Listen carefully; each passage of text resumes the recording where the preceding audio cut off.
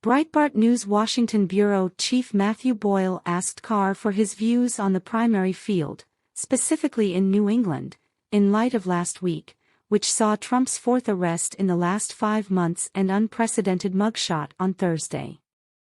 Days earlier, on Wednesday, his viral interview with Tucker Carlson was released moments before the first Republican debate.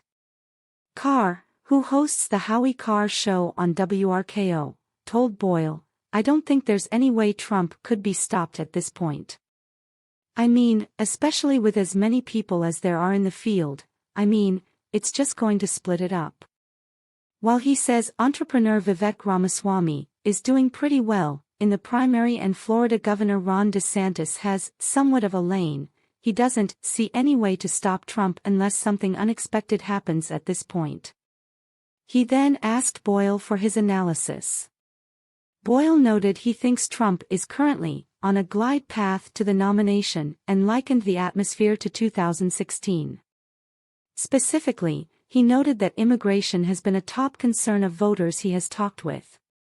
Of course, immigration served as a central issue in the 2016 election and helped propel Trump to the White House. Carr delved into the importance of the issue, especially as it grows in states far from the border, such as Massachusetts, but emphasized it is something that's under the radar again and it's not being covered by the mainstream media very much.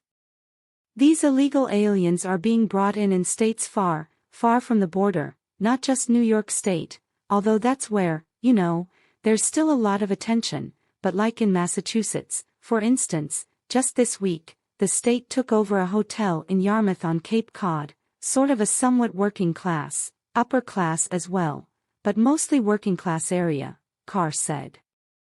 They evicted all the United States citizen tenants, basically. They raised the rent from $300 a week to $700 a week. None of the tenants could afford it. They're all out on the street, including an 89-year-old woman, and now they brought in illegal aliens for $700 a week. They've taken over the entire hotel. The Americans have been evicted. Carr said the same situation unfolded in another town on Cape Cod called Dennis, where some veterans were thrown out of their hotels, U.S. citizens, veterans, thrown out for illegal aliens. Blue-collar towns such as Taunton, some 50 miles south of Boston, and Woburn, just north of Boston, are feeling the strain of illegal immigration as well, according to Carr, while affluent liberal towns, including where Governor Maura Healey, D. lives, are not. Taunton, Massachusetts, a blue-collar area with a Republican mayor and a Republican city council, there's one hotel, 169 rooms, taken over totally by the state, signed a contract through 2029, Carr added. Not only do they bring in the illegal aliens to fill up every room, they provide them with 3 meals a day, and this is crazy. Woburn, another working-class community.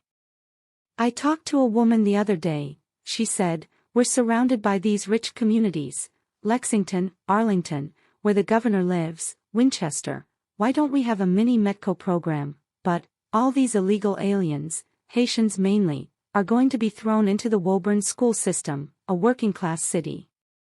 The upscale communities have no interest, Carr highlighted. They say, hate has no home here, the yard signs, but they have no interest in taking them into their school systems. The governor and the lieutenant governor, Kim Driscoll, D., said, can all the rich liberals take in some illegal aliens into their homes? I can't tell you, of course, there's no response. It's NIMBY. It's like Martha's Vineyard when DeSantis sent up the plane load last spring.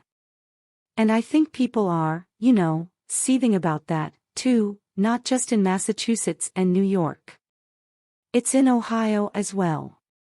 It's in all these states.